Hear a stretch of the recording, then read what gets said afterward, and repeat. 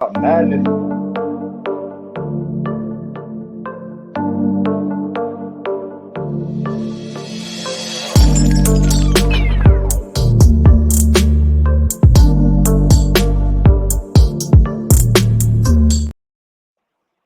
All right, everybody. Welcome in Third and Teal. We're back. We're doing it. It's Isaiah, aka Duval's finest. As always, we got our boys on here. Duval TV, guest of the day. How you doing, brother? What's going on? Feeling good. Victory week all week long. Hurricane came and gone. We're on our way to London. Feeling good. Appreciate you having me. Hell yeah. And Trevor, how you doing, brother? I'm glad to be home. But we're doing good, man. Doing good. Like he said, victory week, baby. All right. Eric, let me know.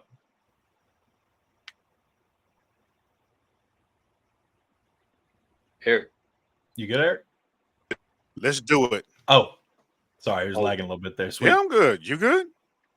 We always good in the hood, baby. You know what time it is. Yeah.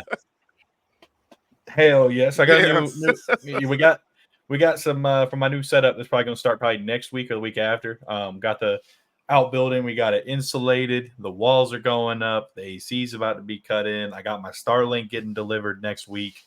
So hopefully we can get some better quality on the streams and stuff. We doing good over here on my side. Luckily, put out a short. It's currently uploading right now, but should already be kind of out for some people. But prayers after the hurricane, guys. If y'all know anybody, make sure you're checking in on them. Luckily, at least from the people I've talked to, for the most part, like Tampa, like above Tampa and up, it really was not that bad in terms of what it could have been and what they were projecting it to be.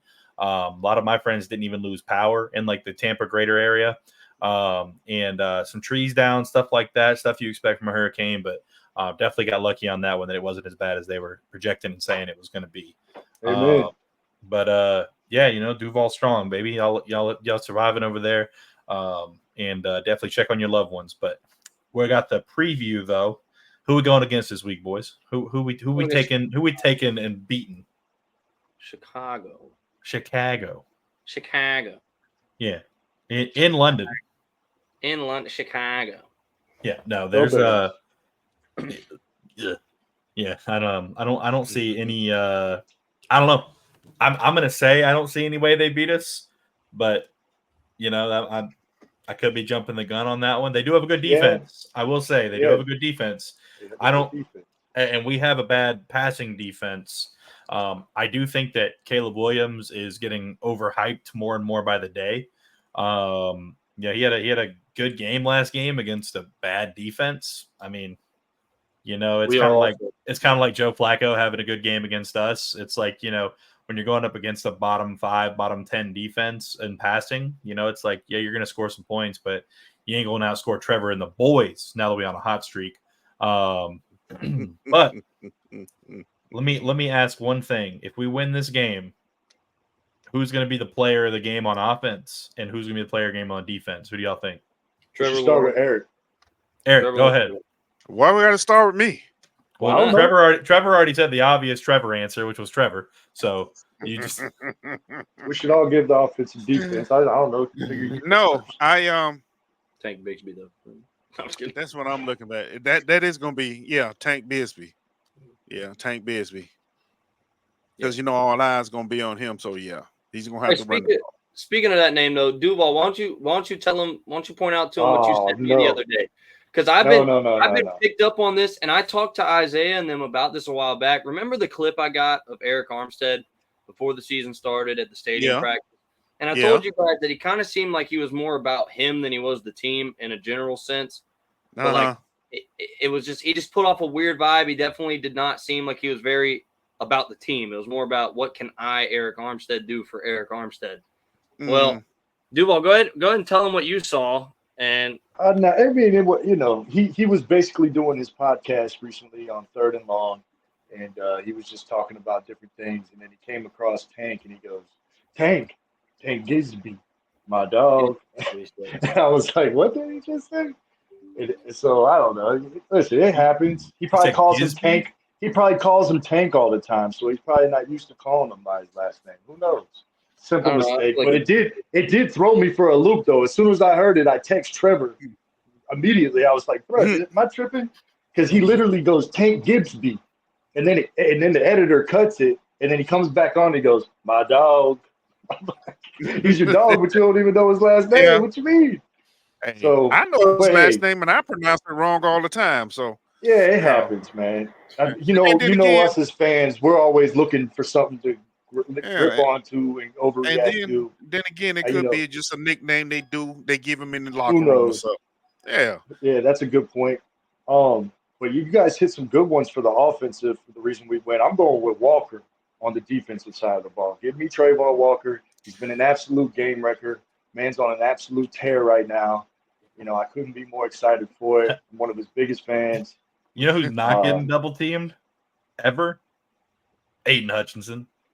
And what's he done besides one game against the Bucs against the backup right tackle? Well, and one thing we have to remember to do too. Just because Trayvon Walker is good doesn't mean that Aiden Hutchinson's bad. And just because Aiden Hutchinson is good doesn't mean Trayvon Walker is bad. Absolutely. They can both be good players. I think a lot of times we get too caught up into, well, my guy's better than yours, or you made a mistake at pick one, right?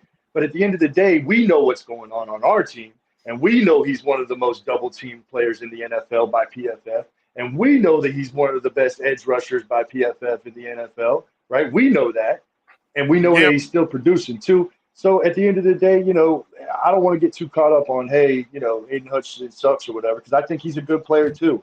I don't think his short arms are holding him back at all. And I think he's a good player. And I think he fits well into their culture and their scheme. And I think that Walker fits very well into our culture and our scheme. So it worked out for both teams. Right. And I said, I'm so excited for Walker. He is just exploding. And if he can continue to do that for us, we're going to start winning a lot of ball games. Oh yeah. Let me on that note right there. Because we playing the Bears and everybody's high on Caleb Williams and all this good stuff. And the Bears team. Now, the Bears only really beat, 3 teams. They lost to really 2 good teams. And we happen to have in common Houston and Indy. So it was a totally different game watching those 2 games compared to what we did. But anyway, I digress. Let me get on where I was going with this. I've been listening, just researching like I do. I go deep. And you run across a couple of national media, talking heads or what have you. And they're always talking about, well, Chicago's defense is da-da-da-da-da-da-da. Well, granted, they're pretty good. Then, Jacksonville's defense is really struggling right now. And blah, blah, blah, blah, blah, blah. Then the pass rush is not doing it and blah, blah, blah, blah, blah, blah. And I'm like, okay, y'all done played the game. Y'all should be able to look beyond the surface and see what's really going on. You know what I mean? Think about the quarterbacks we faced the first 5 games, right? Think about that. Tua, Watson, CJ Stroud. CJ Stroud, Josh Allen, and the only one and the Super Bowl winning Flacco. But what I'm saying is the only one we didn't have to worry about not over rushing was Flacco. Yep. You see my point? So I know a lot of fans say, well, we ain't getting no sacks or whatever. Yeah, sacks are fine. But if you can keep that pocket and that's that dangerous quarterback in there and affect him from there, you're successful. Yeah, it's not going to show up on the stat sheet because everybody want the glamour. You see what I'm saying? So, and I'm saying it is to say our front 7 is not as bad as people think they are. Our problems right now is in the secondary. And hopefully Campbell will come back. I'm leery about that, though. I really am, because last year he came back too early and he went right back out and, the free fall from there. But as I was saying last week, if Campbell comes back, we definitely should put Monteric on the other side. We should. Over Darby.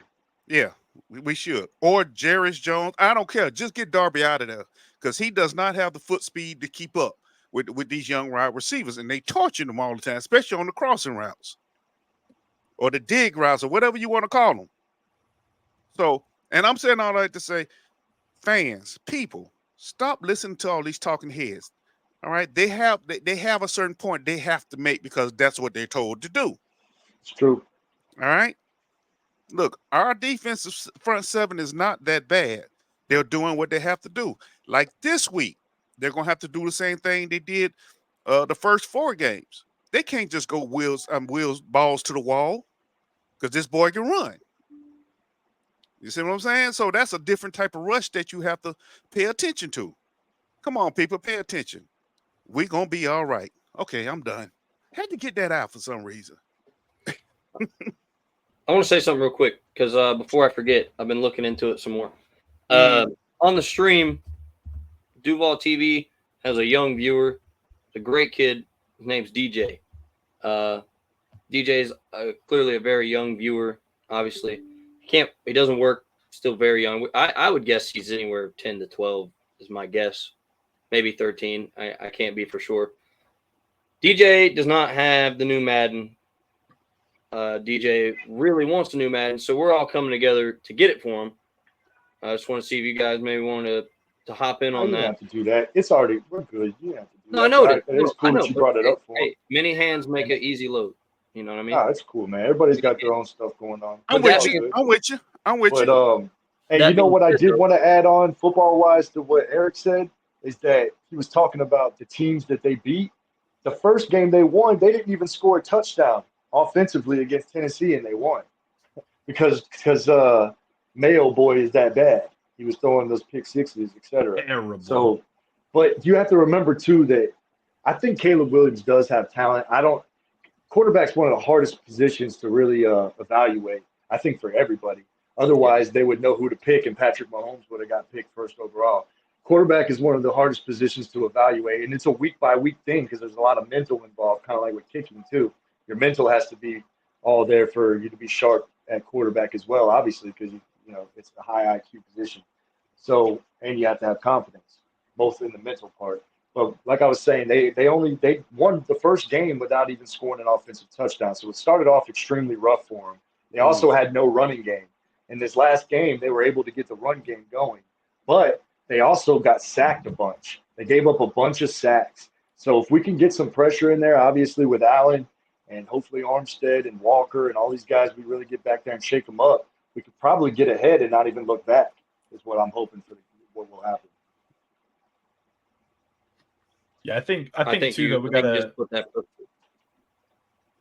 Yeah, I was going to say, like, I think one thing we have to realize as well, and I do think your point is good, Eric, but I do think they are going to bring a healthy amount of pressure because I don't know that Caleb Williams is necessarily over the running backwards thing that he does. Right. So I don't think we're going to be sending them, hey, Josh and Trayvon, all you guys just pin your ears back every play. I do agree we're not going to do that. But I think I think it's going to look more like the Miami game where they sprinkle a healthy amount of because Tua is one of those ones where Tua is really not going to hurt you with his legs, but you still have to respect them. So we're playing a little bit of contain, but we're still letting the boys go here and there. I think this is going to be a very similar one. I think it's going to be, Josh and Trayvon every second or third down in terms of every other down or so. They're going to let them kind of one or both just kind of, hey, get after him. Right. But I think they're going to alternate that, keep the boys fresh. But I could definitely see them kind of easing off just a little bit. That way we don't have him just clearing. Because anytime, the one thing I hate about playing contain, the way we do is that we leave the middle of the field wide open. Exactly. Every time. We've talked about this since week one. Anytime we play the bird cage contain, the A gap just it splits like the Red Sea one way or the other. It does not matter. They double team one of the two guys. The other guy, for some reason, fights outside and can't get inside leverage. And then the quarterback sits there, makes a read. Since we're not sending them 100%, they're not going. And they just play. We definitely need better. We need better corner play. We need better safety play. And I think the crazy thing, Darby's struggling. I was about to say the crazy thing is Eric makes a good point. Darby's getting just outran, beat, out physical, and he's probably 0.3 faster than Monterey Brown, and he just doesn't have. Creeps up on you fast. When you get to the end of your career, you never really see it coming, and it just happens. From what I've heard, I wasn't a top athlete, but from what I've heard, it could be his time. Could be starting to decline. He's been around a long time. Yeah, so, absolutely. It's kind of crazy that he can still hang with guys like Brian Thomas. Imagine Darby trying to cover Thomas, Isaiah. or a young rookie right now. Absolutely not.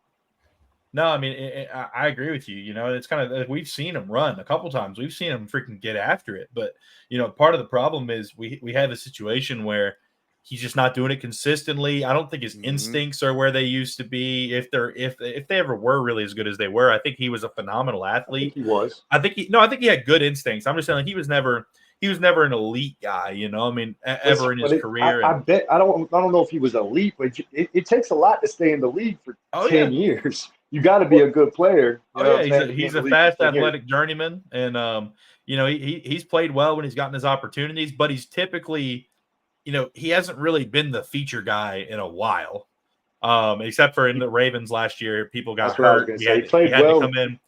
Yeah. And he played well in his role. We're asking too much of him, though. He's our number one right now, and he's not a number one at this point in his career, right? Well, we would both agree on that. So absolutely, we need some help. And then I don't think he trusts the safeties, and I don't think the safeties trust the corners. That's what I was about to say. Is the safeties and for the Ravens, that secondary. I mean, those two guys are great. The two safeties. And then you come here and, like, we thought Cisco was great, and we thought. What's his name? Johnson was ready for a breakout year. But as of right now, I'm just not seeing that. I think Cisco's regressed. I don't know if the scheme isn't right for him. I don't know what's going on with Cisco. And he just looks like he's lost a step, and he's not as confident as he was. But right. It's weird to think about this secondary. I mean, me personally, if I'm doing it, I'm bringing Braswell. Is Braswell still elevated? I don't know. I never saw him get sent back, so I would assume he's still elevated. I'm thinking he's still elevated, but I mean, I would have him in practice taking reps at slot corner. Christian Braswell. Super physical. He makes mistakes sometimes. You know what I'm saying? He gets out of position, but he's super physical. Remember how strong he finished? Yeah. He stripped that one dude on that play where he got beaten man coverage in preseason, came back and stripped the ball, ran it back for the touchdown. So I like Braswell. I think he's a dog. I thought he was going to make the roster personally. I know at the time it felt like we had a lot of corners, but because remember Flowers was here. We even had Edmonds in the secondary at one point, which got away from us in my opinion. Look, looks like he's still on the roster. I would say, me, if I'm doing it, I'm making sure Braswell stays elevated. He's getting as many reps in practice as he can at slot corner, and we're putting Jarian Jones outside, opposite of Tyson Campbell. I agree. And rotating you just said his name, but we haven't really clued in on that. Is Tyson Campbell being elevated or designated to return? Right. Tyson Campbell was put on the designated return list. We got permission to bring Tashawn over to London with us, so we're looking at having him not this week, but next week. We've got a lot of key guys coming back, and they're coming back quick. I think we're going to see shades of what we saw in Miami, because the Miami game really, we just got too conservative. We really did, and we don't know how to play once. We don't know how to recapture momentum once we lose it, but we'll figure that out. But like, our defense was on fire, and that's one thing I will say for all these commentators. It really is frustrating to hear it because they're like, "Oh, well, this isn't getting done, or they're not doing this or that. They're not doing that." Like, just look at when everyone was on the field and what were they doing then? Because, yes, you're absolutely correct in saying that you still got to make plays and you still have to show up and play even in the absence. It is next man up. But there's a reason that these guys weren't our starters. I mean, that's just the truth of it. And I think the bad play you're seeing from Cisco is just like you tried to talk about with Darby. I think Cisco's just trying to play too many positions. Cisco doesn't trust the underneath because he knows they're getting cooked. It doesn't matter whether it's Monteric or whether it's Ronald Darby, and occasionally Jarian Jones gets taken by the wind. And it's less with Jarian, but he's a rookie, so he kind of gets the pass. He's playing really well for a rookie. But you look at Darby and Monteric, I wouldn't trust him either if I was Cisco. To be completely honest, they've given him no reason to trust him in coverage. They've given him no reason to think he is safe to sit back and do only what he needs to do. And I think that's causing the overcommits, and I think that's causing him to be out of position more often than not because he's stepping down to try to cover that middle of the field or stop a run after catch that Monteric or Ronald Darby is 10 yards behind because they're just getting outran. Now, Monteric, far less than Darby. Darby is definitely the biggest casualty on this defense right now. No ifs, ands, or buts. But, either way, you're looking at it like they're still getting destroyed. It doesn't matter which one we're talking about. They've both been burnt too many times to be acceptable. And I don't blame Cisco for trying to cover that. Cisco, at the end of the day, Cisco's supposed to be the last line of defense. And if you see your first line of defense is cooked, you're supposed to step up and support role. You are a support role. I just think we're asking him to do too much support. And we're not enforcing enough lack of support from our corners. And that's where our whole defense is breaking down because our linebackers are all over the field. Yes. All over the field. All over the field. And we are getting pressures. We are getting pressures. What I will say, though, even in that Miami game, I did agree. We should have gotten more pressure on Tua. Regardless of the contained defense, there should have been more at least touches. They didn't even hardly touch him for like the first couple of quarters. I mean, we weren't getting enough pressure. Josh Allen, he was MIA for at least the first 3 weeks. Where was he at? Week one is such a hard game to get takeaways from, though. Facts. Right? And that's part of the reason they were playing that defense at the end of the game because we were up.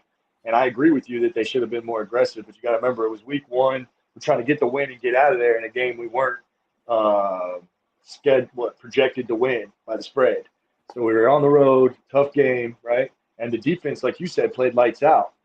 And that's when we were healthy. So we want to take away from it, like, hey, if we were healthy, it'd be good. But week one's such a hard game to take away stuff from, especially that game, because so much has changed since then as well, right? I just think, too, though, I think if you're a coach in Doug Peterson or in this regime's position, the seats are hot.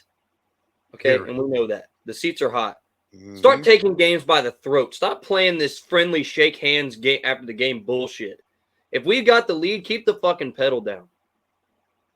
I don't want to see you running the ball 8 times. Drive that bitch in the end zone. I don't care if we're up 3 scores. Drive it in the end zone again. I don't care, dude, because at this point, we've seen what happens when we try to just do the smart thing and run the clock. It doesn't work.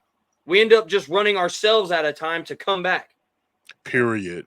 Or we take 46 seconds off the clock when we need a couple first downs to win. Yep. We did it again this game. We just got lucky to win. Exactly. If you listen, I don't know why, but I'm inspired to say this. If you were not a fan of this franchise and watched every play like we have, you truly wouldn't believe what we've been through, honestly. It's kind of been the perfect storm.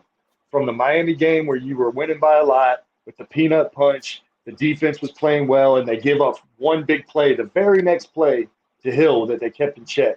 Like it was almost like it was a storyline that somebody wrote on paper for exciting, right? So boom, then week 2 at home against Cleveland, it was raining. It was like a boring game. Looking back on it, I can't even really tell you why either team won or lost. It was just a sloppy football game. The offensive line didn't play good, right? What was your guys' takeaways from week 2? Because I want to go through them. Because I know well about the next 2 weeks after that. Well, week 2 was terrible for me because, first of all, why did we lose, though? Why did we lose week 2? I'll tell you exactly why we lost. We lost because our offensive line and, once again, play calling and sorry-ass route trees, and we played with no aggression. Yeah. We couldn't get Cleveland tried to give us the game at the end of the game, remember? Josh Allen came up out of nowhere, got a big sack. He got the big sack, stops the clock. The dude threw it. Could have been a fumble, right? And we couldn't do anything with it. So let's keep going. The next week, who do we play? Week 3. Buffalo on prime time. So keep in mind, I wanted to say this ties in what I was talking about earlier with the national narrative. Yes, some of them are paid to argue both sides. But keep in mind, too, all the fans of every other franchise, that's the game that they've seen for the Jags. Unless they have red zone and they've seen a couple plays here and there, that's the game that they've seen from the Jags this year. So that's all they know. And we got gassed that specific game. That's right. So that's how they think of us right now. And our record, unfortunately, reflects it. But like I said, it's been the perfect storm outside that game. Then we go into Houston after that, correct? Yep. Right?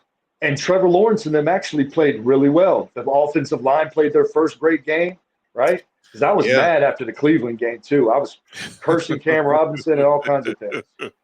I took a video of Cam Robinson hyping him up on primetime. I posted it. I was so excited. I saw him. He was hyping them all up in a circle, had a special camera going around them because it was primetime. It was floating around. There was droplets all over the screen. I was like, oh, it's on tonight. And we got smoked. I couldn't believe it. I was so mad. You know, so we're going to Houston. Yeah, couldn't mention it. the second half of that game is when the offensive line decided to finally get together after Trevor goes over there and Trevor went over there and had a conversation with Cam and who's next? You were there. That's right. Yeah, who's next? Eric was there. Yeah. Cam. You talking about Ezra? Robinson? Yeah. Ezra and Scherf. Brandon Scherf. Anton Harrison. He had a conversation with all of them. You know, he had the tablet showing them. I mean, forcefully showing them like, look at this right here. You know, and then they went out after that.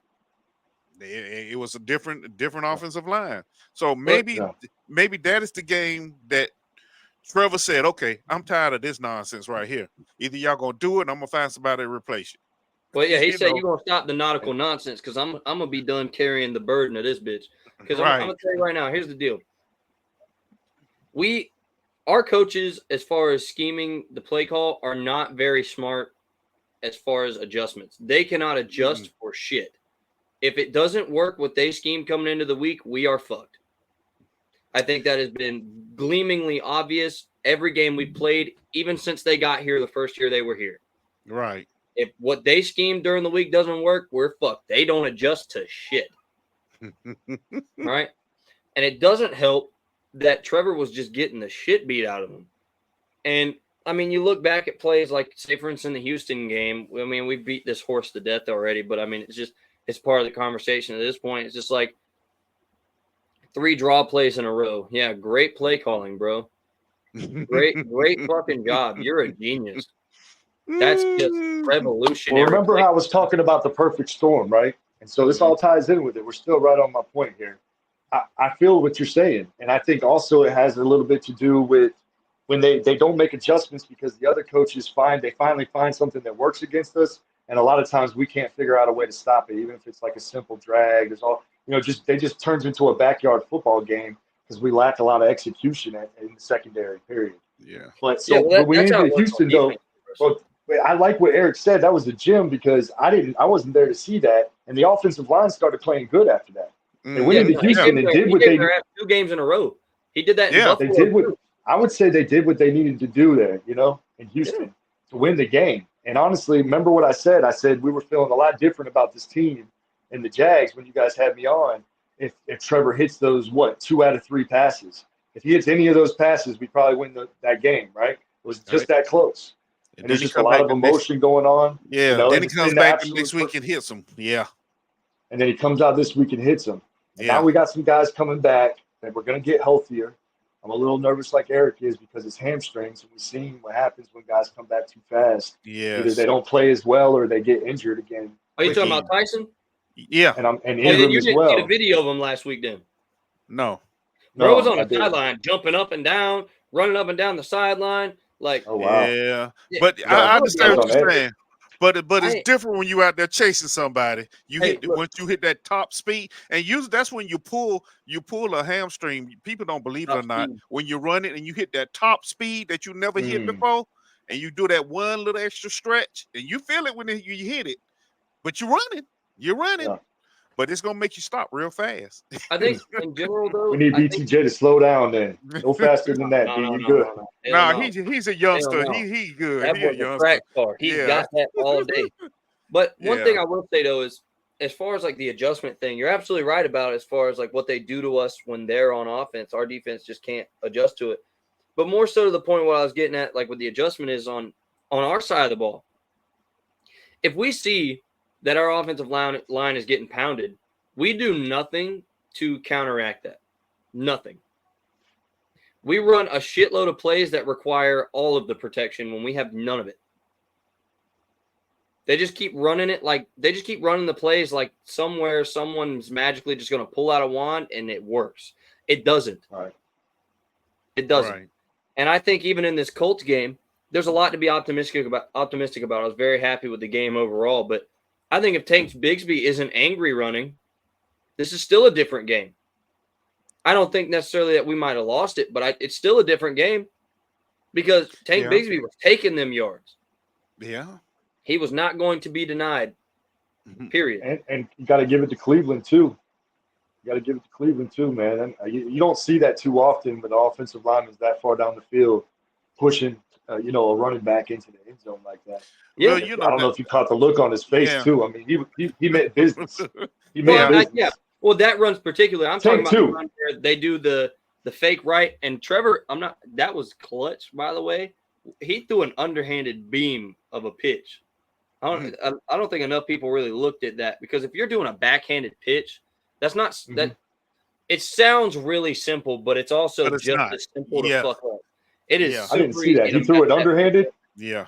Well, no. He did it like over top, but just slung it backwards. Like it was just. His hand was down though. Yeah. It was a dart. It wasn't like this. It was like this. Yeah, it was kind of like this, and he just kind of. Well, let's not have it like that. Show me again, Isaiah. How was it, Isaiah? One more time. He said, like that. Oh. Yeah. But anyway, he gets the ball out the tank. He gets the ball out the tank, and realistically, the defense should have stopped that play, no matter which way of the ball it went that time. They said he made the cut at the perfect time. He did. All right, Isaiah. Yep. Isaiah, put Miss Me with that bullshit up. Oh. Hold on, let me readjust. Let me put where's the banner? There's the banner. Go for it. All right. Jags practice in London for tomorrow is canceled, and Jags will not arrive in London until Friday morning. Bears have been there since Monday. Jags are dumb, I swear. Like, why wouldn't they fly out Tuesday or Wednesday? Yeah, especially with the storm coming. Well, I heard they were. When were they supposed to leave originally? Thursday.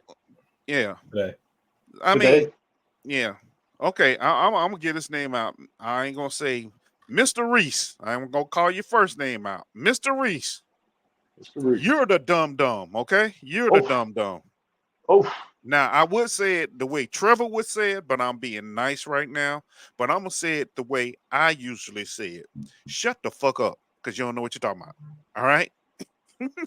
This team goes over there every year, at least 2 games every year.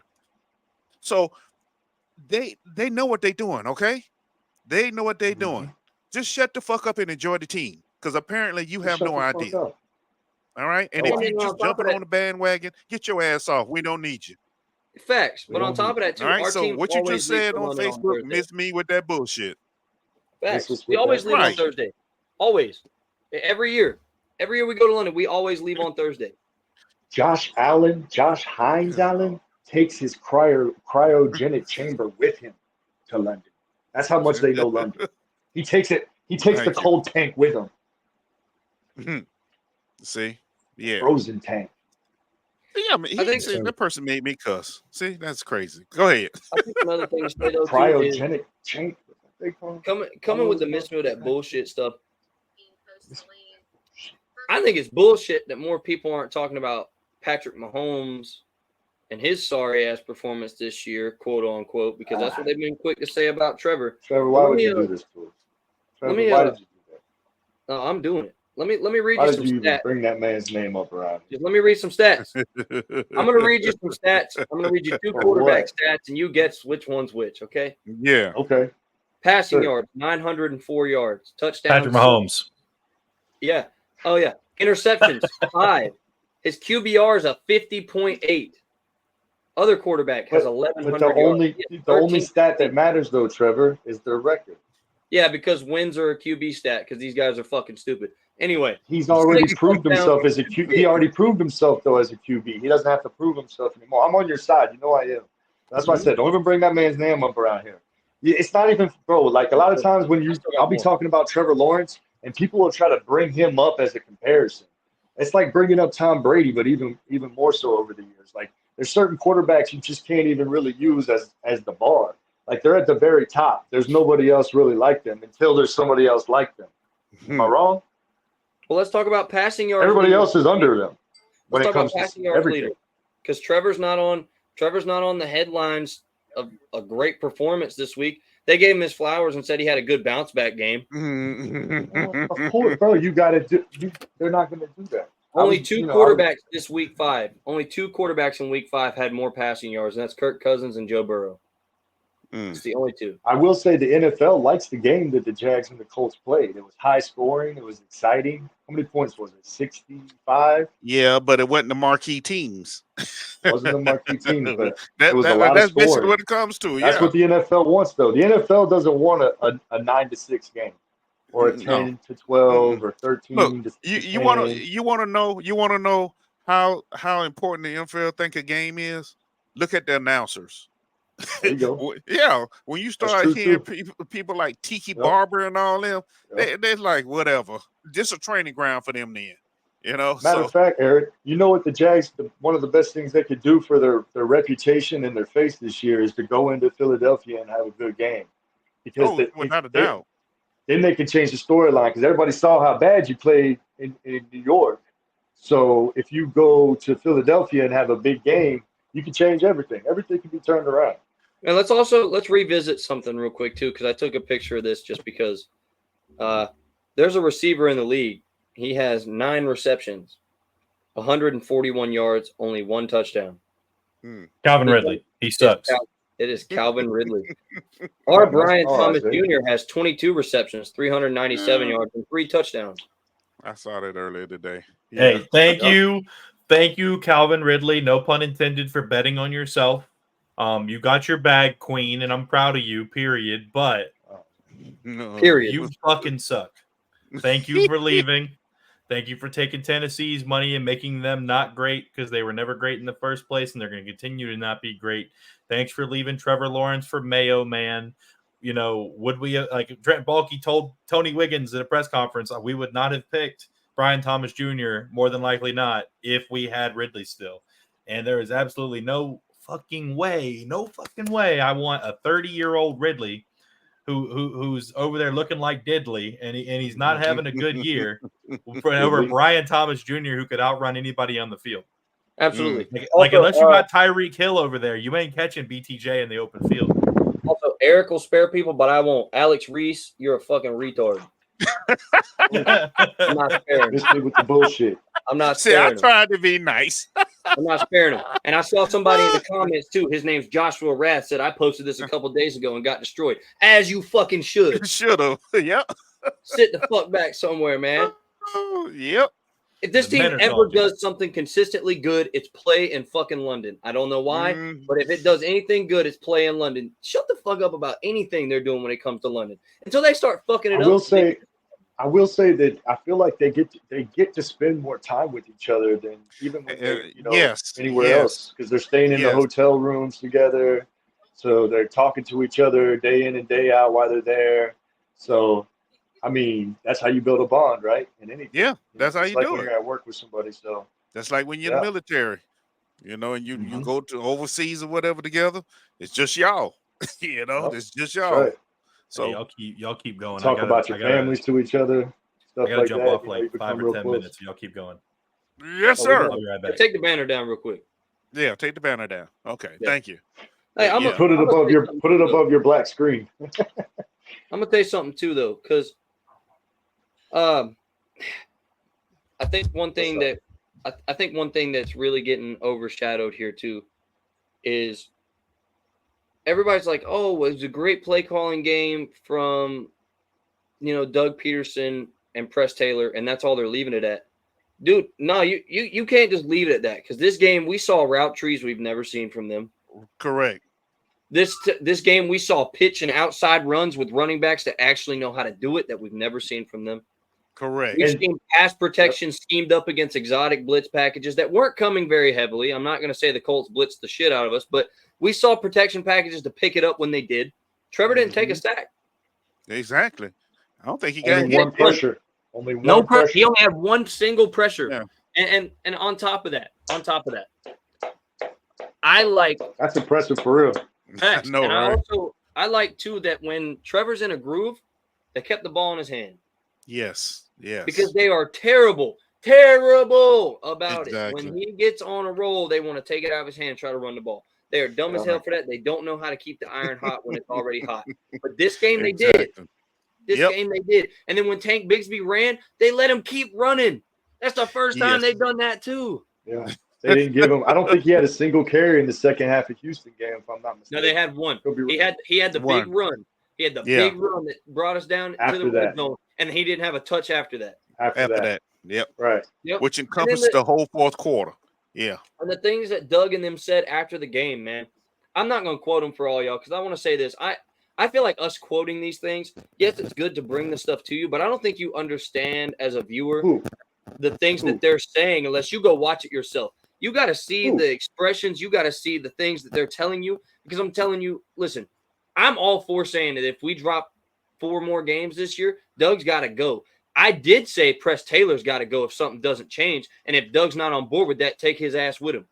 So the thing about Doug and Press is they're a combo. So you can't fire Press without Doug, and you can't fire Doug without Press. As far as I know, that's yet to be seen. Well, you can. You can, but that's why me and Eric debated this with not between me and him, but just with our viewers because some of these people are just ignorant to the fact. Yes, in the past they have been a package deal, but one thing I will tell you, as much as I don't like the way that Doug let Press just kind of have his way with things for a while, even when it wasn't working, I will say Doug is good about learning from massive mistakes. Usually, how do you think our team turned around to 2 back-to-back winning seasons?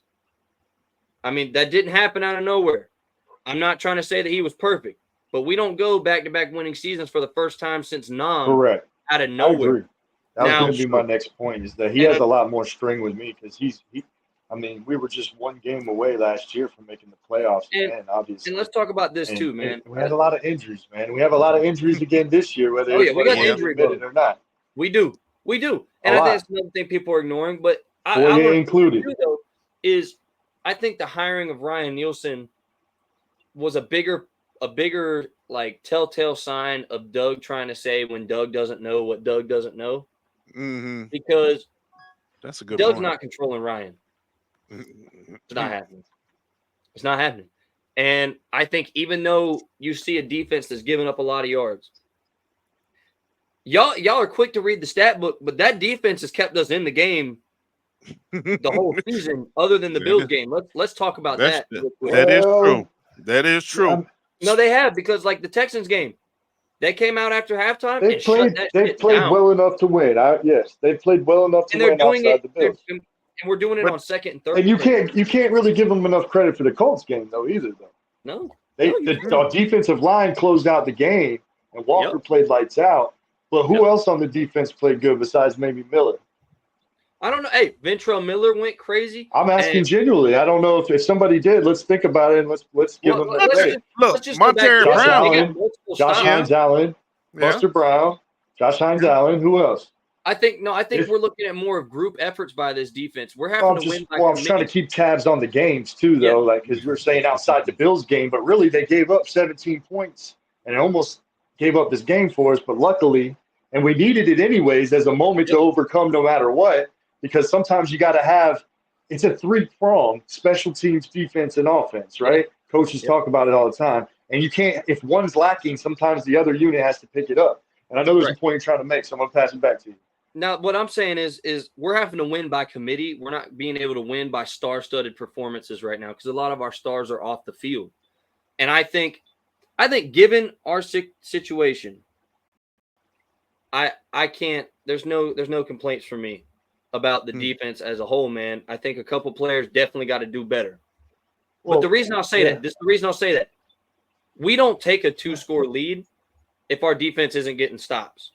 Is our defense the reason that it was a close game at the end? Absolutely. But can you blame that on like the defensive scheme? Because there's a lot of people saying Ryan Nielsen needs to be fired. If you're saying that, you're crazy. You're crazy. Because no, I don't want any of the coaches fired right now, personally. No. Well, at the end of the day, Montero Brown gave up the big plays. I mean, let's be. We already watched it on the All-22. We've covered it. We got a couple players that need to play better, but they're not our starters for a reason. And I think that's what. And then to add on to what you're saying, Trevor, even when you're missing the stars that you need, the stars that are on the field are affected as well because the stars that aren't out there, right? So it affects them as well. So, look, let's put it up real. Summarize this real quick. Ryan Nielsen was good because when he came in, he said there is no depth chart. So everyone played. Everyone played. And yes, our back end is, shaky, and, at best sometimes. But because they did have that experience and in training camp in the preseason, when their number was called, they are doing enough to, keep us where we need to be for a chance to win. And with your backups, that's all you want. That is all you want. Because if they were better than that, they'd be starting somewhere else. Let's be honest with that. So yeah. Now Darby was brought here on his reputation. Okay. His reputation. Now that he, when he first came in, yeah, he may have been fast, but these kids coming in now are just, they're blazing.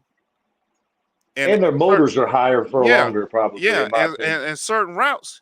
Fourth quarter is different. A certain route, a corner is going to have trouble certain with routes, anyway. Certain change of direction. Right. And then, like I said, the stamina thing, like fourth quarter when you need it the most. Yeah. So as you get older, and like you say, sometimes you don't see it. You don't. It's a quick drop. Yeah, when I was playing and doing my sports thing, I was the same way. I can still do it, but the youngsters were killing me. I'm like, come on, trying every little trick I knew to eventually you're like, okay, enough.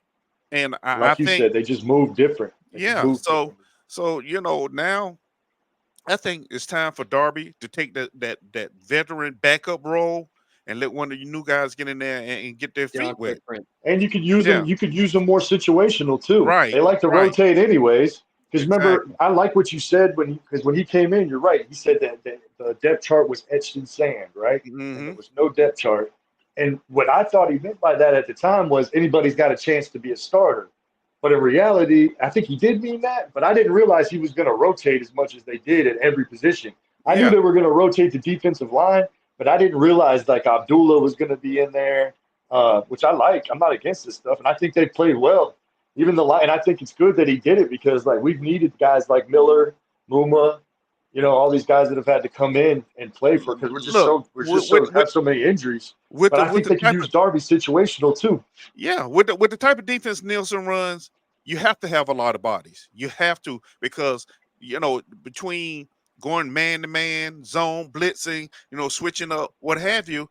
Yeah, you need them bodies because if you were just on a receiver that just ran a go route, man, you breathing hard and you hoping the next play won't come your way because you're still trying to catch your breath if you're at a certain age. Yep. You know what I'm saying?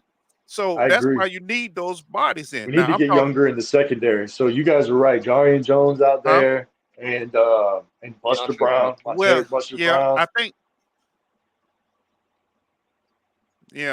think that's what I think that's why they brought him in so we can do that. Because I've been saying for a while, our speed in youth is bad.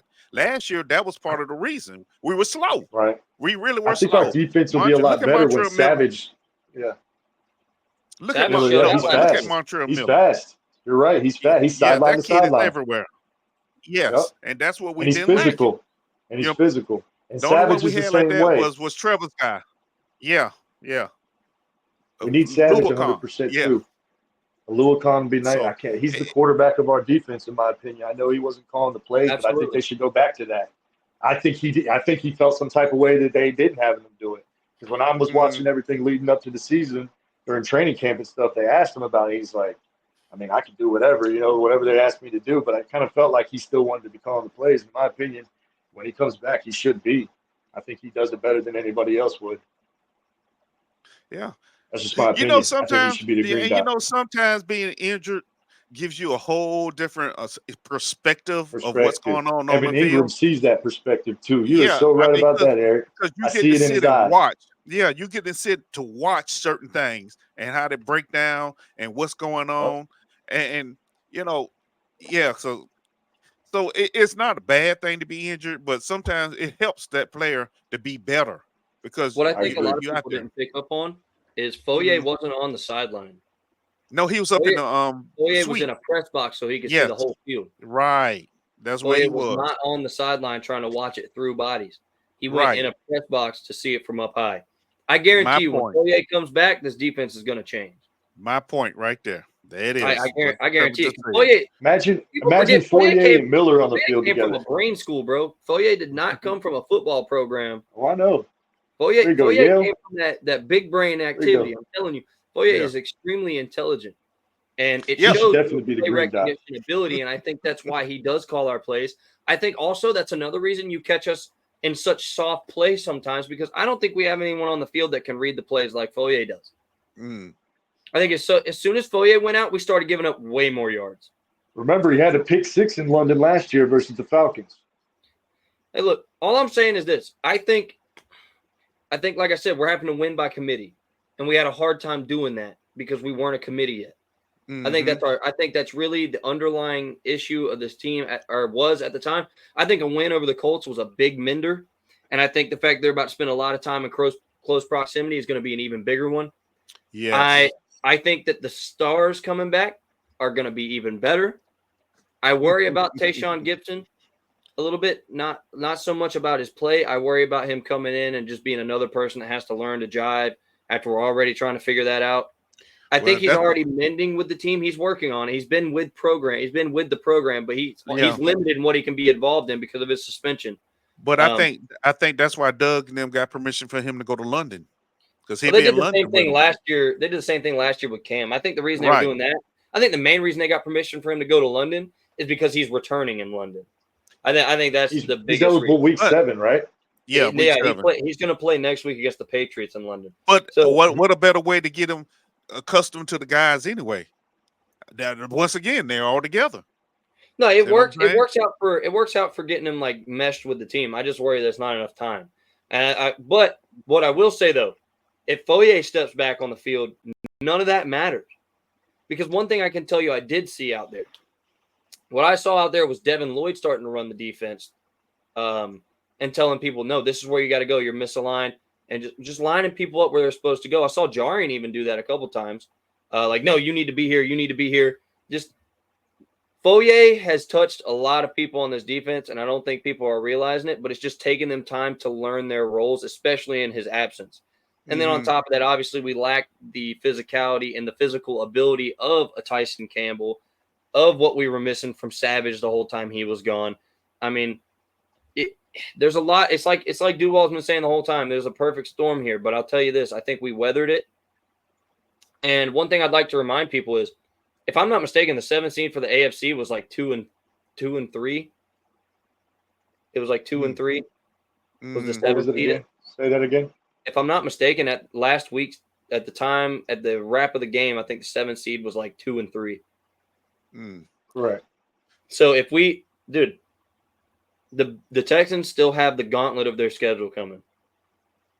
Not this week specifically. They've probably got a win coming this week. Nico Collins is out for the next 4 games as well. But that's going to be a big deal because Drake May is also looking to get a hot start with the Patriots because it's his first start this week against the Texans. That doesn't necessarily mean they're going to win. We'll see which way that goes. But I'll tell you this. Watching the Texans play, I've been saying it all year. The whole AFC South as a whole has looked like shit the entire year, except for what we put on paper last weekend. I think that was the best game by an AFC South team the entire year. I'm not trying to say that like conceitedly or like because it's my team that put it on. I do think it's the best game put on paper all year by the AFC South in terms of offensive production and just gelling and bouncing back from adversity throughout a game. Because honestly, I remember a roughing the passer call that was weak as hell against CJ Stroud that pinned the Bills back deep after they eventually got the ball. The refs kind of took the game from the Bills on that one. Now, Josh Allen played like shit of his own, and he kind of earned that loss along with it. But, I mean, it definitely didn't help. My point is the Bills are skating by people. The Colts don't know what direction they're going to go, and they're kind of in shambles because their backup outplays their quarterback by a shitload. The Titans don't have a shot in hell at this current point in time. The South is still open, is my point. And I think people really need to realize that. They need to get out of the dumps and instead of focusing on the negatives, because it really is a true statement to say we are 3 plays away from 4-1. We are 3 and we plays. have a division win. Yeah. Yeah, we do have a division win.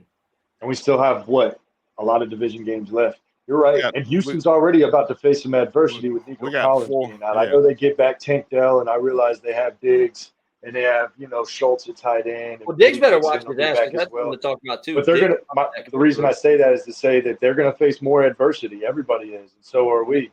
So, just have to take it 1 week at a time, like they've been saying in the locker room. Hopefully we can go 1-0 every week, go out there and win the games that are winnable. Yeah. See, as of right now, 7th seed is 2-2, and that's the Chargers. Okay. There you go. Yeah. It's early. It's super early. Yeah. That's why I couldn't believe they fired the Jets head coach already. But, hey. Well, that was a diva move. Yeah, that's diva move by Aaron Rodgers. That's all they got to blame somebody. Yeah, they have to blame somebody. Yeah, you got an Aaron Rodgers-led offense not scoring any fucking points, and you fire the head coach and not the offensive coordinator. Head coach that's commanding the defense. Yeah, fire that defensive head coach. But Nathaniel Hackett, him and Rodgers. Well, we played the Jets later on. Yeah, you're right. Nathaniel Hackett. Yeah, we're wearing the throwbacks again, baby. Yeah, there you go. Dollars are back. Well, we know Nathaniel Hackett ain't what they made him out to be anyway, as far as a play caller or head coach. Well, the new interim coach took that responsibility away from him anyway. Yeah. It's going through their QB coach and passing game coordinator now. But anyway. You guys want to throw out some score predictions for the Bears game? I'll throw one. But I'll say this: it's really hard to tell, and the reason I say that is because, like we talked about at the beginning of the episode, we got starters coming back, and we got them coming back in a hurry. It's hard to say what defense we're going to be able to put on the field this game. Mm-hmm. And our offense, I'm going to be honest with you. I think if we do anything, it's just like I said from the Texans game. If you take the good and you put that on top, oh man. 34-13, Jacksonville. I'm going big. Go big, and I'm already home, so I'm going real big. 34. Give me Jags 28, Bears 14. Okay. 35-14, Jags. 28-7, Jags. Ooh. I could see that. If we put the defense like we've been putting in the second half of games, other than the 2 blown plays, yeah, that's what I'm thinking about. Yeah, if we put that defense on the field. I'd like to see the Jags play with a lead, like they did against Miami. Well, they did against Indy. They did against Indy. We was up 14. Indy scored first, though. Indy scored first. Oh, you talking about from the get-go? Yeah, from the get-go. I'd like to take the first score then try to play with the lead and stay ahead the whole game. Like we almost did. We're never behind in the Miami game until the last kick. Same with the Houston game, pretty much. Lost right at the end of the game. So just want to get the lead, get ahead. Yeah, we really never, besides the Colts, right? We really never the Colts. Well, I just mean like in the past couple of years, like besides the Colts and like maybe a couple of small teams, like we never really get the lead, keep the lead, and win the game. We always get the lead, come out and then whack them, just end of the game in London. Yeah, we need to stop getting conservative. 24 points to 3 in the first half. And that's going to be the key to this game. Like we came out aggressive this last game, we need to come out doing the same thing. The same thing. Hungry dogs run fast. Yeah, I mean, let's be honest. If you come out aggressive, you keep the defense guessing. Hey, you're moving down the field. And Lord, if Evan Ingram I know there's a big old thing about Chicago's defense, but the teams they played they're not. I don't care. They play who the quarterbacks? Let's see. Tennessee. Tennessee. That's Will. They didn't score an offensive touchdown. Okay, they did not score an offensive touchdown. Houston, that was Stroud. They lost. Indy, Richardson was playing. They lost. The Rams. I don't know who is the Rams quarterback now. And then Stafford. Yeah, and then Carolina. So that's when Bryce Young was playing, or they had Andy Dalton. No, Andy Dalton. So, yeah, your competition. You pass stats sometimes. It's just the way the game is. Yeah. But I really want to test them. I really do, and I think we will. I really do. I think they're going to get a bunch of sacks. If they do like they're supposed to do. Now if they go in there playing that sorry, all right, 3 runs up the middle in the cloud of dust crap, then it'll be a different game. But if we go out, let Trevor do what Trevor do, and the backs, and let let Tank go, and BTJ, everything else falls in line. It really does. Because now they have might be there. Yeah, because now they have to pay attention to BTJ. He done shown now. You see what I'm saying? Strange, even if Ingram can't come, Strange is doing real well. No, he's playing great. I would like to see packages with them both out there. Yeah. Evan Ingram's the top 3 tight end when he's 100%, in my opinion. Of course. I can make that argument personally because of how many catches he had last year. Only thing I can make the argument that he's top 1. He was first. I would too. I try to stay humble about it. You feel me? And so I really think that if he can come back, 100%, and the hamstring is good, we're going to see this offense just unlock. If the offensive line continues to play like it's, you could see an offensive explosion even more than you just saw, obviously. Right. So I think we're due for it. Yeah, we do. We are. We really are. Let's go on a streak. I'm ready to go on a streak. We splat them, take them to New England, and then we come home and try to go 500 against Green Bay. We'll make us 4-4. I think that's a very winnable game too. I was gonna say that's possible. That is very. And then possible. imagine how we'll be feeling then, sitting there looking like this. What y'all say? 1992, the Chargers. What's the last time someone made it? Hold Trevor Lawrence's beer. Yeah. Hold his Yoo-hoo. Trevor Lawrence is used to beating the Chargers and one up at them. So hold his Teal Gatorade. Watch this. Yeah. Oh, yeah. Yeah, something Appreciate like you, that. fellas. I mean, too, like honestly, even if we come back from London and we lose against Green Bay, we're 3-5. Like that's still pretty good considering we started 0-4. Like we go 3-1 over the next 3 games, or technically like 4, but now the next 3 games we go 2-1. Like I'm still pretty happy about that. I think the Vikings are playing really well, but I think that we're going to see them unravel a little more as we go on, as people get more tape on them, as they kind of deteriorate a little bit. We'll see. But I think that right now we're in a good position to have a good 2 weeks in London and come back ready to play some more football here. The hardest part about coming in and starting the season off hot, eventually you're going to cool off. Mm-hmm. That's what you have to worry about right there. That's why I say, you have to get hot. All this adversity has built a flame inside of us that's burning hot. Right? Yeah. So that's it. That's the way I look at it. We're gonna do all right in London. London is our way from home. Yes, go ahead, Trevor. Shout out the new logo. Oh yeah, the new logo. Yeah, the new logo. Debuted. Yeah, right there. I really wish he'd stop putting the fucking "and" sign and put his "N." What? But I really wish he'd stop putting the "and" sign in my shit and put the "N." But I'm not making it, so I'm not going to complain. I'll make it myself, and then I'll complain when I don't do it right. But I'm still going to complain about it a little bit because I've told this motherfucker so many times it's "N." But kind of sharp though. It is sharp though. Oh, it is sharp. Oh yeah. It look even sharper with an "N" there. But you know what? I didn't even notice that first till you said. I'm just kidding. Yeah, no, I swapped. It's a weird "and" too. It's kind of like a G or something, right? Yeah, it's like. Oh, there you go. Yeah, that's the old logo. I like the old one right now. You got to get the N in there. Well, that one doesn't have an N either. That's like a weird backwards. They're both pretty sharp. The new one is better. Pretty sharp. Yeah, I like the boldness of the new one. Yeah, I'm gonna make something soon. I've been having a little extra. I'm starting to have a little free time again, starting this coming week. So, work has been work. It's been a lot. But I think that's a good place to wrap up, boys. Shout out Worm. I got a bold prediction too, though. Before we go, okay. 5 or more sacks. That's 10. 5 or more sacks this week.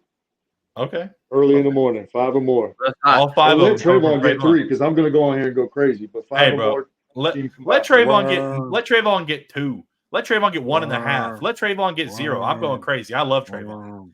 Look, I said it in the offseason, bro. I want to see. Don't take him. I want to see Eric Armstead get a couple more. I want to see Eric Armstead do anything that doesn't look like a regular civilian. Yeah, I mean, I said it in the offseason that Trayvon Walker was my defensive player this year. That I was thinking was going to have a huge year, and I think we're there. I think it's happening. I think and one thing that I think is different about him and Josh And I don't think Josh takes games off. But, like, if you notice last year, like, he had a couple of, like, 3-sack games and maybe a 2-sack, but he wasn't very consistent last year on getting home on the quarterback. Now, we have better interior defensive line this year, but he's still not really getting home a bunch. I think we're still going to have those games, ebbs and flows. Dude, the holding has been criminal. I'm not going to lie. That has been criminal. And I've seen I saw Josh Allen in a headlock against Miami, and I fell on the floor. My parents were just looking at me. I went to my parents' like the Joe Flacco. Like we talked about in the last episode, I'm sure you saw whenever Joe Flacco hit Alec Pierce deep, they had him wrapped up around the back, and the other dude came up and hit him from behind and knocked him down. Like, no, they're not calling anything, dude. It's ridiculous. Man, the refs it's been the perfect storm for us the whole year. Everything you could think of. Everything that can go just wrong enough. But yeah, man. Appreciate I'm excited though. It should be a good one. Thanks for coming on. Like and subscribe. 3rd and Teal. Like, subscribe, tell a friend, share. Oh yeah. Biggest fan right there. Check out Duval TV, Jaguars, Madden, YouTube. Me and Trevor, we'll be streaming live. We'll be playing Madden. He throws me deep passes. I pretend I'm Brian Thomas. It's a lot of fun. Y'all come through. We buy kids video games apparently now. So y'all come through, man. We'll have a good time. Yeah. Appreciate y'all for real, man. Oh yeah. Let's close it out here. Here we come, London. Shout out Worm. Duval. Duval. Yes, sir. Oh. Peace.